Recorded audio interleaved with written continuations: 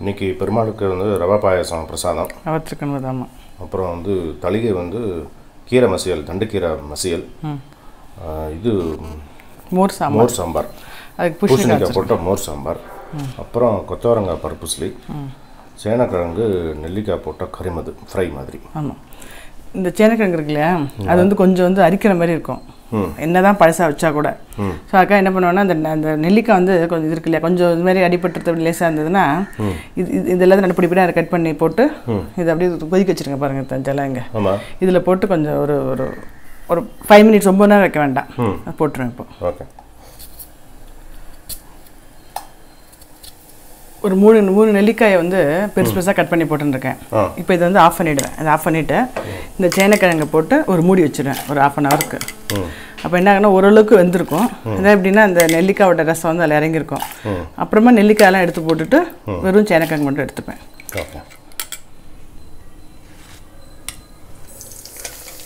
ஒரு ஸ்பூன் நெய் விட்டுட்டு முந்திரி பருப்பு திராட்சை அதை போட்டுன்ட்டேன். இப்போ இந்த ரவையும் போட்டு நல்லா வறுத்துன்ட்டு பால் விட்டுருவேன். என்ன சவுக்கு வறுக்கணுமா? ஆமாம், அப்போ தான் நல்லாயிருக்கும். அதாவது எவ்வளோ ரவை எடுத்துக்கிறோமோ அதுக்கு 4 பங்கு வந்து பால் ஜலம் 2 சேர்த்து விடலாம். அப்படியா? ஆமாம், இது 4 பங்குனா சப்போஸ் 1 கப்பு பால் 3 கப் தண்ணி விட்டுக்கலாமா? அது நம்ம இஷ்டம், எவ்வளோனா வெறும் ஜலத்தை கூட விட்டுக்கலாம். அப்படியா? ஆமாம், ஆனால் கொஞ்சம் ரவை வந்து கொஞ்சம் சப்புன்னு இருக்கனால அந்த திருக்கணம் நல்லா இருக்கிறதுக்கு கொஞ்சம் பால் ஜாஸ்தியாக இருக்கும். ஆமாம், இது மாதிரி நல்லா இது கொதிக்கிற வேக வைக்கிறது இல்லை, நல்லா கொதிக்கிற ஜலத்தில் இது போட்டு மூடி வச்சிடணும் ஒரு 5-10 நிமிஷம். அதுக்கப்புறமா வந்து எடுத்துட்டேன். இதில் கடுகு உளுத்தம்பருப்பு போட்டிருக்கேன். இந்த வந்து நெல்லிக்காய் இருக்கு இல்லையா, நெல்லிக்காய் உடம்புக்கு நல்லது தான், சாப்பிடலாம், ஒன்றும் தப்பு இல்லை. வேணும்னா எடுத்துக்கலாம், இல்லை வேண்டாம்னா இந்த பெருசு பெருசாக நறுக்கி போட்டதுனால அதை எடுத்துட்டுடலாம். அதை எடுத்து போட்டுடலாம், வேண்டான்னு எடுத்துடலாம். ஆமாம், ஏன்னா அந்த புளிப்புக்காக அந்த கொஞ்சம் அரிப்புத்தன்மை இருக்கும், அதை எடுக்கிறதுக்காக நான் வந்து எடுத்தேன்.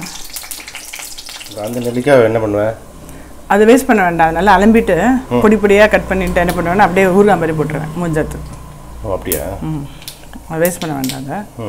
சப்போஸ் நெல்லிக்காய் இல்லை அப்படின்னா மாங்காய் பொடி இருந்தால் மாங்காய் பொடி போடலாம், இல்லைன்னா கொஞ்சோண்டு புளி ஜலம். இப்போ நான் புளி சேர்த்துக்கிறதுனால நான் போடல, புளி ஜலத்தை விட்டுடலாம்.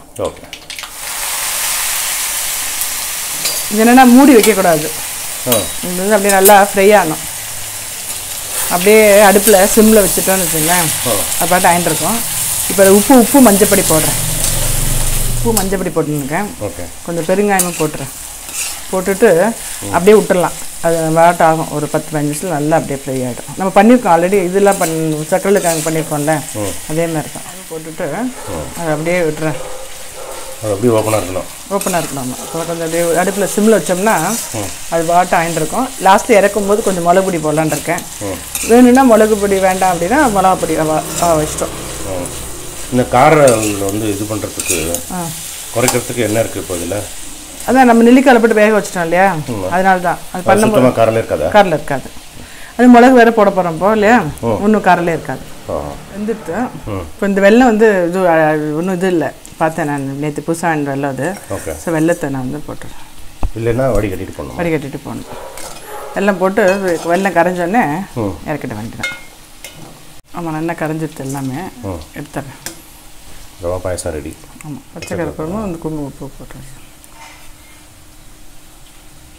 மோர் சாம்பார் எடுத்து வச்சுக்கோங்களா? ஆமாம், இது வந்து கொஞ்சம் புளிச்ச மோராக இருந்தால் நல்லாயிருக்கும். ஸோ அந்த நேற்று இது அதை கொஞ்சம் கடைஞ்சி வச்சுருக்கேன், பருப்பு எடுத்து வச்சுருக்கேன். சப்போஸ் பருப்பு கம்மியாக வேணும்னா மோர் ஜலம் எடுத்து கொஞ்சம் அரிசி மாவு போட்டு இது பண்ணிக்கலாம், காம்பன்சேட் பண்ணிக்கலாம் அந்த இதுக்கு.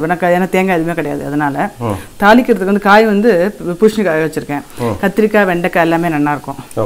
அப்புறம் வந்து தாளிக்கிறதுக்கு வந்து கடுகு வெந்தயம், அப்புறம் வந்து மிளகா, கடுகு வெந்தயம் கொஞ்சம் இஞ்சி லாஸ்ட்டில் தட்டி போடுவேன். அது இது வந்து தாளிக்கிறதுக்கு வந்து கடுகு வெந்தயம் அந்த மிளகா காரத்துக்கு, அதான் எவ்வளோ மிளகா வேணுமோ அந்த அவ்வளோ கார மிளகா. இறக்கும் போது லாஸ்ட்டில் இஞ்சி நல்லா தட்டிட்டு மேலே போடணும். என்னென்னா ஜென்ரலாக மோர் குழம்புக்கும் மோர் சாம்பாருக்கு என்ன டிஃப்ரென்ஸு? பருப்பு சேர்க்க மாட்டோம் மோர் குழம்புல தேங்காய் போடுறதுக்கு தேங்காய் கிடையாது, அரைச்சி விட்டுறது மாதிரி. இது வந்து டிஃப்ரெண்ட் சாம்பார் மாதிரியே இருக்கும். புளிக்கு பதிலாக இப்போ என்னென்னா புளியும் மிளகாயும் சேர்க்காம தான் சாத்விக சமையல் அது. இப்போ பண்ணிவிட்டு ஒரு 10 நாளைக்கு, ஏன்னா எல்லாரும் குழந்தைருக்கா சாப்பிட்றதுக்கு எல்லாருக்குமே சாப்பிடணும் வேணும் இல்லையா, அதனால் இப்போ மிளகாய் சேர்க்க ஆரம்பிச்சிட்டேன். கொஞ்சம் புளி சேர்த்து 10 நாள் எப்படின்னு ஐடியா கிடச்சிருக்கோம். ஃபுல்லாக சாப்பிட்றோம். அப்படி இப்போ 30 நாள் அப்படி சாப்பிட்லாம், நல்லது. அப்படி இல்லைன்னா இப்போ இது மாதிரி கொஞ்சம் கொஞ்சமாக சேர்த்து ஆரம்பிச்சிட்டேன் நான். ஸோ அதனால் இன்றைக்கி மிளகா எடுத்து வச்சுருக்கேன். புளி கிடையாது. இதில் வந்து கல்ச்சேட்லேருந்து எண்ணெய் வச்சுருக்கேன். ஸோ புதுசாக யாராவது கல்ச்சேட் வேணாம்னு வச்சுங்களேன், அவள் வந்து தாளிக்கக்கூடாது, உடஞ்சிடும். அது இந்த பழைய கல்ச்சட்டினாலும் தாளிக்கிறேன் நான். ஏன்னா அதுக்காக சொல்கிறேன். இல்லைன்னா தாளித்து அப்புறம் தனியாக கொட்டிக்கலாம். ஸோ இப்போ கடுகு வெந்தயத்தை போட்டு கடுகு வெடிக்க சத்தம் கேட்குறதா? இப்போ வந்து எவ்வளோ காரத்துக்கணும் அந்த அளவுக்கு 2 கலந்து போட்டுக்கலாம். பச்சை மிளகாய் அப்படின்னு கலந்து போட்டுக்கலாம். அதை போட்டு லேசாக வதக்கிட்டு ஆக்சுவலாக கொஞ்சம் வேக வச்சுருக்கேன். இந்த பூசணிக்காயை வேக வச்சுருக்கேன், அது போடுறேன். இந்த டைத்தில் வந்து கத்திரிக்காய் வெண்டைக்காய் போடுறனா கூட அதையும் போட்டு வதக்கிட்டு அப்புறம் மோர் கடைஞ்சி வச்சுருக்கேன் இல்லையா, அதை விட்டுணும். மோரை விட்டு கொஞ்சம் கொதி வரணும். மோர் கொதி வர டயத்தில் அந்த பருப்பு ஜலத்தை விடணும். இதாக கொதிக்கிறது தெரியுதா, இந்த டயத்தில் வந்து இந்த பருப்பு விட்டுறணும். பருப்பு வந்து நம்ம எவ்வளோ வேணுமோ அவ்வளோ விட்டுக்கலாம், இன்னும் இதுதான் கிடையாது. பருப்பு வந்து நல்லா குழசலாக வடிச்சு இது பண்ணணும். அப்படி கறந்துடணும். அப்புறம் இந்த இஞ்சி பாருங்க கொஞ்சம் தட்டி வச்சுருக்கேன். அந்த இஞ்சி அதையும் போட்டுட்டு ஒரு கொதி வரும்போது இறக்க வேண்டியதான். இதாகிடுச்சு பார்த்தீங்களா, நுரைச்சின்னு வர்றது இல்லையா, இந்த டயத்தில் ஆஃப் பண்ணல. ஏன்னா இந்த இன்னும் கொதிக்கும் இந்த கல்ச்சட்டியில், ஸோ அதனால் ஆஃப் பண்ணிடுறேன். இது வந்து பாதி வெந்திருக்கு, பாதி முக்கால் அளவுக்கு வெந்திருக்கு. இந்த கட்டில் அஜாருது. இந்த டயத்தில் வந்து இந்த மிளகு பொடி ஒரு டீஸ்பூன் காரத்துக்கு நம்ம எவ்வளோ வேணுமோ காரம் நமக்கு ஏற்ற மாதிரி போட்டுக்கலாம். நான் ஒரு டீஸ்பூன் எடுத்துருக்கேன். அது வந்து நல்லா இதோட திருப்பி இன்னும் ஃப்ரை ஆகட்டும். நல்லா இன்னும் பொடி பொடியாக நறுக்கணும்னு வச்சுங்களேன், அவ்வளோ நல்லா இருந்திருக்கும். கொஞ்சம் பெருசாக நறுக்கிட்டாங்க, அது பாட்டு ஆட்டம். இப்போ வந்து கொத்தவரங்காய் பருப்பு சொல்லல. ஆமாம், இந்த ஆக்சுவலாக அன்றைக்கி வந்து இஞ்சி போட்டு பண்ணி காமிச்சேன், அது ரொம்ப நல்லா தான் இருந்தது. இன்றைக்கி வந்து மிளகா சேர்க்க ஆரம்பிச்சினால மிளகா எடுத்துட்டுருக்கேன். இது வந்து எப்படின்னா, இது வந்து கடலப்பருப்பு கொஞ்சம் துவரம்பருப்பு கொஞ்சம் ஊற வச்சுருக்கேன். ஒரு 1 ஹவர் ஊறணும். கடலப்பருப்பு கொஞ்சம் துவரம்பருப்பு கொஞ்சம். ஆமாம், பாதி பாதி எடுத்துட்டுருக்கேன். அப்புறம் வந்து உப்பு, இந்த பருப்புக்கு எவ்வளோ தேவையான உப்பு, பெருங்காயம், காரத்துக்கு ஏற்ற மிளகா நல்லா அரைச்சிட்டு பண்ணியிருக்கேன். கொத்தவரங்காய் தனியாக வேக வச்சுருக்கேன். பருப்பு நார்மல் பருப்பு சொல்லி தான், அது கொஞ்சோண்டு உப்பு போட்டு இது மஞ்சப்பொடி போட்டு இதை கொஞ்சம் வேக வச்சுருக்கேன். கடலப்பருப்பு துவரம்பருப்பு ஊற வச்சு கொஞ்சம் மிளகா பெருங்காயம் உப்பு போட்டு இதை அரைச்சி வச்சுருக்கேன். இது அடுப்பில் வந்து கடுகு வச்சுருக்கேன். கடுகு வெடித்த உடனே இதை போட்டு உதுத்துன்ட்டு அப்படி போட்டு கிண்ண வேண்டியதான். இன்றைக்கி பெருமாளை பற்றி என்ன சொல்ல போகிறீங்க? இன்றைக்கி நம்ம கொஞ்ச நாளாக இது பார்த்தோம், திருப்பதியை பற்றி பார்த்தோம் இல்லையா. ஆமாம், இன்றைக்கி உப்பிலியப்பன் பற்றி பார்க்கலாமா? ஓகே, உப்பிலியப்பன் நம்ம தமிழ்நாட்டில் இருக்கிற திருப்பதி. ஆமாம், கும்பகோணத்தில் இருக்குல்ல. ஆமாம், கும்பகோணத்தில் இருக்கிறது. இது வந்து திருப்பதி பெருமாளோட அண்ணன் அப்படின்னு சொல்லுவாங்க அந்த உப்பிலியப்பனை. ஆமாம், இந்த உப்பிலியப்பனுக்கு ஒரு கதை இருக்குது. இங்கே வந்து எப்படி பெருமாள் வந்து இங்கே வந்து அவதரிச்சார் அப்படின்னு. ஆமாம், ஒரு காலத்தில் வந்து பூமாதேவி வந்து பெருமாள்கிட்ட கேட்டாலாம், மகாலட்சுமி வந்து எப்பவுமே உங்களோடையே இருக்கா, எனக்கும் அந்த மாதிரி ஒரு இடம் கொடுங்களேன் அப்படின்னு கேட்டாலாம் பெருமாள்கிட்ட. அப்போ வந்து பெருமாள் வந்து சொன்னாங்க, ஒரு நாள் நீ வந்து ஒரு பெரிய மகானுடைய பொண்ணாக பிறந்து வளர்ந்து அதுக்கப்புறமா நான் வந்து கல்யாணம் பண்ணிக்கிறதுக்கு பாக்கியம் இருக்குது அப்படின்னு சொல்லியிருப்பார். அதே மாதிரி ஒரு நாள் பூலோகத்தில் என்றும் 16ன்னு மார்க்கண்டேயன் சொல்லுவா இல்லையா, அந்த மகரிஷிக்கு வந்து மகாலட்சுமியே பொண்ணா வேணும் அப்படின்னு அந்த மகரிஷி வந்து தவம் இருப்பார். அவருக்கு வந்து பூமாதேவி பிறப்பார். இப்போ பெருமாள் சொல்லியிருப்பார், அது வந்து திருக்குழாய்னு பேரில் நீ வந்து அவதரிப்பாய் அப்படின்னு சொல்லிப்பார். திருக்குழாய் அப்படின்னா துளசின்னு அர்த்தம். இந்த துளசி வனத்திலேயே இந்த குழந்தை பிறந்தனால அந்த பொண்ணுக்கு துளசின்னு பேர் வச்சிருவார் மார்க்கண்டேய மகரிஷி. அந்த அவரோட வளர்வார். நம்ம ஆண்டாள் மாதிரியே துளசி வனத்திலேயே பிறந்து துளசினே பேர் வச்சு கல்யாண வயசு வரும்போது கல்யாணம் பண்ணி வைக்கலாம் அப்படின்னு ஏற்பாடுலாம் பண்ணிட்டு இருப்பார். அப்போ வந்து பெருமாள் வந்து மார்க்கண்டேயன்ட்ட போவார் பொண்ணு கேட்கறதுக்காக. எப்படி போவார்னா, வயசான உருவத்தில் போவார். வயசான ஒரு தோற்றத்தில் போய் உங்கள் பொண்ணை எனக்கு கல்யாணம் பண்ணி வைப்பேலா அப்படின்னு கேட்பார். அப்போது மார்க்கண்டேயனுக்கு பார்க்கும்போது ரொம்ப வயசான தோற்றத்தில் இருப்பார். எப்படி பொண்ணை கொடுப்பா யாரும், அதனால வந்து நீங்கள் ரொம்ப வயசாக இருக்கவங்களுக்குன்னு சொல்ல முடியாது மூஞ்சி நேரம். அதனால அந்த மார்க்கண்டேய மகரிஷி என்ன சொல்லுவார், நான் ரொம்ப சின்ன குழந்தை, சமையல் கூட நான் இன்னும் சொல்லித்தரல, சமையல் பண்ணாலும் அதுக்கு உப்பு கூட போட தெரியாது சரியா அவளுக்கு அப்படின்னு ஏதோ ஒரு சாக்கு போக்கு சொல்லுவார். அப்படியும் பெருமாள் விட மாட்டார். இல்லை பரவாயில்ல, உப்பு போடலன்னா கூட பரவாயில்ல, நான் அதையும் சாப்பிட்ருவேன் அப்படிம்பார். அப்போ தவ வலிமையால் புரிஞ்சுட்டுவார் வந்தது பெருமாள் அப்படின்னு அவருக்கு தெரிஞ்சிடும். மார்க்கண்டேயனுக்கு தெரிஞ்சிடும். அப்புறம் கல்யாணம் பண்ணி வைப்பான்.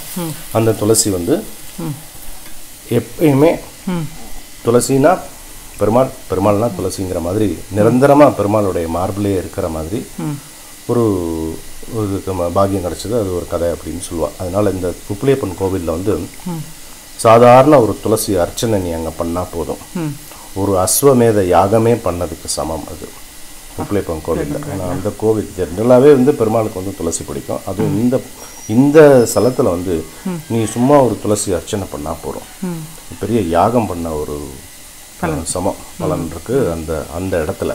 பொண்ணுன்னு சொல்லல, அதான் அந்த பெருமாளுக்கு வந்து அந்த ஹஸ்பண்ட் ஒய்ஃப் வந்து நல்ல ரிலேஷன்ஷிப் வரும் அந்த கோயிலுக்கு. அது வந்து எப்பவுமே அதுக்கு காரணம் என்னென்னா, எல்லா இடத்துலையுமே வந்து தாயார் வந்து பெருமாளுக்கு வந்து இடது பக்கம் இருப்பாள். இந்த ஸ்தலத்தில் பூமாதேவி வந்து வலது பக்கம் இருப்பாள். ஏன்னா இது வந்து கல்யாணம் ஆன இடங்கிறதுனால. ஆமாம், இது எப்பவுமே பர்மனண்ட்டாகவே வந்து பெருமாளும் தாயாரும் சேர்ந்தே இருப்பாள்.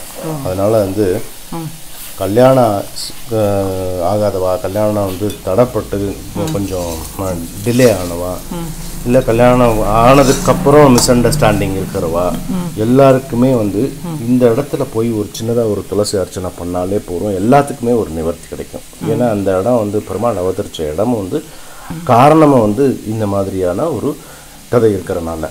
இன்னொன்று வந்து என்னென்னா, இங்கே வந்து ஒவ்வொரு திருவோணமும் பெருமாளுக்கு வந்து விசேஷம். அது இந்த இடத்துல வந்து ஒவ்வொரு திருவோணத்துக்கும் அகண்ட தீபமும் இந்த வால் தீபமும் ஏற்றுவா இந்த இதில் உப்பிலியப்பன் கோவிலில்.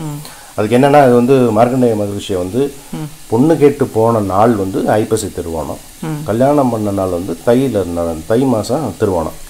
திருவோணம் இங்கே வந்து பெரிய அமக்கலமாக இருக்கும், ஜேன்னு இருக்கும். அதான் சில பேர் சம்டைம்ஸ் புரட்டாசியில் மாவிளக்கு அந்த திருவோணம் ஏற்றுறது பழக்கம் விட்டுட்டு போயிடுச்சு அப்படின்னா ஐபிஎஸ்சில் ஏற்றலாம். திருவோணத்து சில பேர் வந்து புரட்டாசி மாதம் ஏற்றணும்னு சனிக்கிழமை ஏற்றுவா, சில பேராத்து வழக்கம் திருவோணத்தில் இருக்கும். சப்போஸ் ஏதோ ஒரு காரியம் இருந்தாலும் அன்னைக்கு அந்த புரட்டாசி மாதத்தை ஏற்ற முடியாதவா ஐபிஎஸ்சி திருவோணம் ஏற்றலாம். அது ஈக்குவலாக விசேஷம் தான். அது மாதிரி இது பெருமாளோட இது போட்டிருக்குல்ல. ஆமாம், அதே மாதிரி திருப்பதியில் அங்கே திருமலையில் பெருமாளுக்கு என்னென்ன இருக்கோ அது எல்லாமே இங்கேயும் உண்டு. அங்கே பெருமாளுக்கு வந்து தனி சுப்ரபாதம் உண்டு. அதே மாதிரி இங்கேயும் உப்பிலியப்பனுக்கும் தனி சுப்ரபாதம் உண்டு. அதே மாதிரி கையில் வந்து மாம் ஏக்கம் சரணம் ரஜா அப்படின்னு என்னை வந்து சரணடைஞ்சவாளை வந்து கண்டிப்பாக காப்பாற்றுவேன்னு உறுதிமொழி கொடுக்குற மாதிரி ஒரு கையில் ஒரு வசனம் இருக்கும். கையில் எழுதியிருப்பார், மாம் ஏக்கம் சரணம் ரஜா அப்படின்னு. என்னை வந்து சரணடை, நான் உன்னை பார்த்துக்கிறேன் அப்படின்னு உறுதிமொழி கொடுக்குற மாதிரி கொடுப்பார், ப்ராமிஸ் கொடுக்குற மாதிரி. கோவில் உப்பிலியப்பன் கோவில்லாம் ஒரு அம்சமான கோவிலில் ஒன்று. 108 திவ்ய தேசத்தில் 13வது திவ்ய தேசம் இது. இது வந்து உள்ளே போகும்போதே நமக்கு வந்து ஒரு எனர்ஜி வரும், ஒரு பாசிட்டிவ் எனர்ஜி வந்தவரை அந்த வைப்ரேஷன் வந்து அந்த ஏரியாவில் நீ உள்ளே என்ட்ரு ஆகும்போதே அந்த வைப்ரேஷன் உனக்கு தானாக தெரியும். அதுதான் அந்த ஒரு அம்சம்ங்கிறது வந்து இந்த உப்பிலியப்பன் கோவிலில் வந்து கண்கூடாக பார்க்கலாம். அதே மாதிரி உற்சவம் பெருமாளுக்கு அங்கே திருப்பதியில் என்ன நடக்குமோ அதே மாதிரி உற்சவம் இங்கே நடக்கும். புரட்டாசியில் 10 நாள் பிரம்மோற்சவம் நடக்கும். அதே மாதிரி வசந்தோத்சவம் நடக்கும். ஆமாம், கல்யாண உற்சவம் நடக்கும். புரட்டாசியில் 10 நாள் திருப்பதியில் எப்படி நடக்குமோ அதே மாதிரி பிரம்மோற்சவம் உண்டு. அப்புறம் வந்து மார்கழியில் வந்து பகல் 10 ராப்பத்து 20 நாள் விசேஷம். ஆமாம், ஸ்ரீரங்கத்தில் நடக்கிற மாதிரி. ஸோ இந்த ஒரு ஸ்தலம் வந்து நீ வந்து வேற எங்கேயும் போகணுன்னு கூட அவசியம் கிடையாது. இது வந்து திருப்பதி பெருமாளுக்கு அண்ணன் அப்படின்னு சொல்லுவாங்க இந்த உப்பிலியப்பன் பெருமாளை. அது இங்கே வந்து நம்மாழ்வார் வந்து ஒப்பில்லாத, யாருக்கும் ஒப்பில்லாத பகவான் அப்படின்னு மங்களாசாசனம் பண்ணார் நம்மாழ்வார். இங்கே வந்து உப்பில்லாத இது வந்து பிரசாதம் வந்து பெருமாள் கோவிலில் எந்த பெருமாள் கோவிலையும் கிடையாது. இங்கே மட்டும்தான் உப்பு இல்லாத. தெரியவே தெரியாது, சாப்பிட்டுட்டு வரும்போது நம்ம இல்லை. ஆமாம், உப்பு இருக்கு இல்லன்னு தெரியாது, வெளியில வந்து சாப்பிட்டா தெரியும். ஆமா, கோவில்ல இருந்து சாப்பிட்டா பிரசாதம் வந்து உனக்கு தெரியவே தெரியாது, உப்பு இல்லைன்னே தெரியாது. அதனால தான் அது வந்து உப்பிலியப்பன் சொல்லுவான். மங்களாசாசனம் நம்மாழ்வார் வந்து யாருக்கும் உப்பில்லாத கடவுள் அப்படின்னு போட்டனால உப்பிலியை பண்ணணும்னு சொல்லுவாள். அந்த மாதிரி பேர் இருக்குது. அதான் திருவோண விரதம் இருந்தது அவ்வளோ ஒரு திருப்தியாக இருக்கும், அவ்வளோ நல்லது நடக்கும்.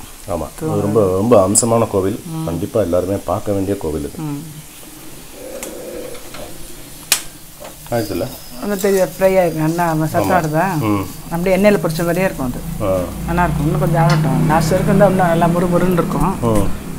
இது இந்த மாதிரி மோர் குழம்பு, மோர் சாம்பார், ரசம் இதுக்கெல்லாம் வந்து நல்லாயிருக்கும், சூப்பராக இருக்கும். மாமி சொல்ல மாதிரி செம்மையாக இருக்கும். அது ஊற்று வெங்காயம் வயிற்று இல்லையா, போட்டு இறக்கணும், அவ்வளோதான் ஆயிடுச்சு. வெறும் பருப்புசிலி நிறைய பண்ணியிருக்கோம் நம்ம போட. இதில் கத்திரிக்காயில், குடமிளகால, பீன்ஸில் கொத்தவரங்காய் பண்ணியிருக்கோம்ல. கொத்தவரங்காய் நிறைய எல்லா காயுமே பண்ணியிருக்கோம். பருப்புசிலினாலே கொத்தவரங்காய் தான். ஆனால் கொத்தவரங்காய் இது கத்திரிக்காய் நல்லாயிருக்கும், குடமிளகாய் நல்லாயிருக்கும், பீன்ஸு, பொடலங்காய் பண்ணல, பொடலங்காய் கூட நல்லாயிருக்கும். பருப்பு போகிறது இல்லையா உடம்புல ப்ரோட்டீன், அதனால் காய் சாப்பிடாத கூட சாப்பிட்ருவோம். ஆமாம், நல்லா வெந்திருக்கும், ஆனால் மொறுன்னு இருக்கும். இப்படி எடுத்து வச்சிடுறேன். இங்கே வந்து அடுப்பில் வந்து மசியலுக்கு எடுத்து வச்சுக்கலாம். ஆமாம், ஒரே ஒரு தக்காளியும் கொஞ்சோண்டு கீரையும் போட்டு கொஞ்சம் ஜலம் விட்டுருக்கேன். ஓகே, அப்புறம் மசிக்கிறேன். இன்றைக்கி இந்த ரசம் வந்து சிம்பிளாக வச்சிடலான்ட்டு. என்னென்னா இன்றைக்கி ஆக்சுவலி ரசமே லிஸ்ட்டில் இல்லவே இல்லையே. இல்லை, ரசம் வறுவலுக்கு தான் ரசம் சொல்ல மறந்துட்டோம். நான் சொன்னேன், அதனால வச்சுட்டியா? இவர் ஆசம் ஜெயிச்சு. சொல்லு. நான் 2 தக்காளி நல்லா பிசைஞ்சு போட்டுருக்கேன், உப்பு, மஞ்சப்பொடி. இப்போ வந்து இதில் வந்து அரைச்சிக்கிறேன். மிளகு, ஜீரகம், துவரம்பருப்பு, அவ்வளோதான். சூப்பர். இந்த அரைச்சி போட்டுட்டு நெய்யில் தாளிச்சு கொட்டணும். ஜலம் விட்டு விளாவிட்டு கொஞ்சம் பொங்கி வரும்போது கடுகு தாளிச்சு கொட்டணும், அவ்வளோதான். ஓகே, அப்போ என்னமோ போட்டு அது சொல்லியாச்சுல, என்ன போட்டு? அந்த மிளகு, ஜீரகம், துவரம்பருப்பு. ஓகே,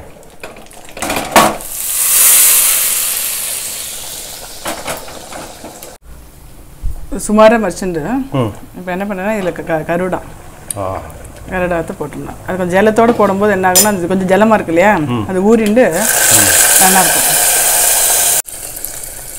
கருடா முட்டை கீரை மசியல். ஆமாம், கொஞ்சம் அதுக்கு வந்து கொஞ்சம் ஜலமாக இருக்கணும், கொஞ்சம் ரொம்ப நைஸாக மசிக்கக்கூடாது, அது டேஸ்ட் அது மாதிரி இருக்கும்.